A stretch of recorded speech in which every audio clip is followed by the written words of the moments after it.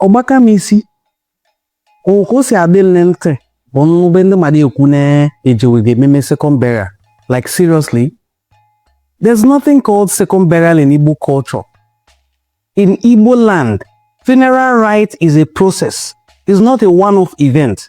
So all the processes that culminate into the funeral and interment of that person is funeral rite. There's nothing like second burial.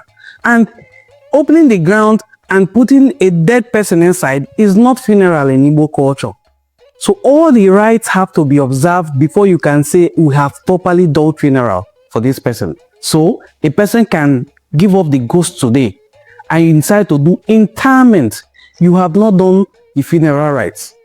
Doing the funeral rites is the real burial. So there's nothing like second burial. You only do that once. If you want to do remembrance, it's up to you. If you don't want to do, you leave it. But funeral rite is only done once in Igbo land, and I want to correct that impression.